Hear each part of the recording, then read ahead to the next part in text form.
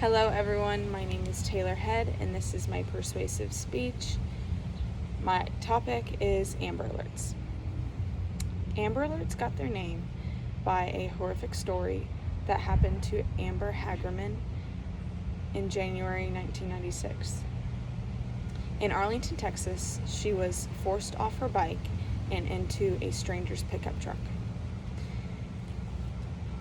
It may not entirely make up for that terrible loss, but some good did come from that unsolved killing. That is from Saved by Amber Alert. Throughout my speech, I hope to provide my stance on Amber Alerts and their positive impacts they have on our society, and I will also explain some of the doubts that I found in multiple articles about how we might not need Amber Alerts anymore. After some research, there was articles talking about if they were worth it or not because of the small percentage of people that it affects. But when I think about what it affects, I think about every child in every child's family, not just the specific number of people that Amber Alerts messages go out for. Amber Alerts are America's missing broadcast emergency response when a child goes missing. This is when a child goes missing and a message gets sent out to their preferred location or area in hopes of getting and retrieving the child in a timely manner. Evidence suggests that claims of Amber Alerts' life-saving effects are very over-optimistic. Most alerts have no direct effect in assisting in the recovery of abducted children. Research has questioned whether Amber Alerts' success typically constitute life-saving rescues. That is from Worth It If It Only Saves One Life. When I read this, I am confused because I believe if it just saves one life, it is worth it.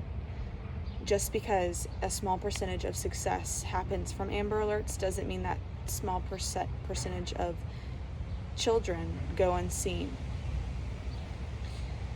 Although over 25% of the alerts facilitated with the recovery of abducted children and are thus arguably successful by that standard alone, there was little evidence Amber Alerts saved lives. That is from Does Amber Alerts Save Lives? This doesn't have to mean that 25% of kids, over 25% of kids, those children aren't just, we're not going to shy away from those children. Those children are the people we help save. And we have to be proud of that and just have to continue using Amber Alerts to save more future kids' lives. There are many articles that express that we are wasting resources for something that only 7.3% of people qualify for. For Amber Alerts, you have to qualify by being 18 and under, which is a small group of people. The system could also cause a precipitation effect, in which a perpetrator who sees the alert could decide to murder the child immediately to avoid capture. There are many other, that is from Fox News. There are many other worries about what a perpetrator might do if an Amber Alert was sent out. And that could cause a chain reaction and could cause a negative problem for the child and the child's family looking. But with all that knowledge, there's still so many benefits. 1,029 kids were rescued specifically from Amber Alerts. That is a significant number. And knowing that those families are impacted by this forever and are reunited because of this is amazing. Every year, Americans file 800,000 missing reports, child reports. That is from giving kids a fighting chance. This is a huge number, and only Amber Alerts can help that number. Amber Alerts are the only thing that can make that number be at a good place and have those success rates.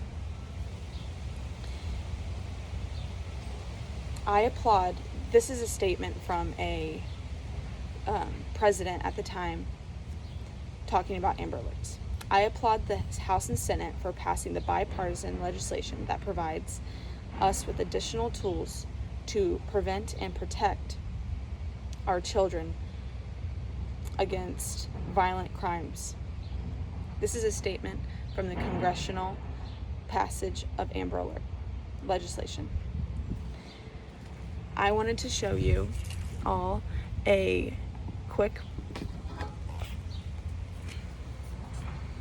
little chart just showing some of the most common abductors in Amber Alert reports. I found this very interesting to look at, and it shows that the father is 43.43% more likely to be the perpetrator in an Amber Alert.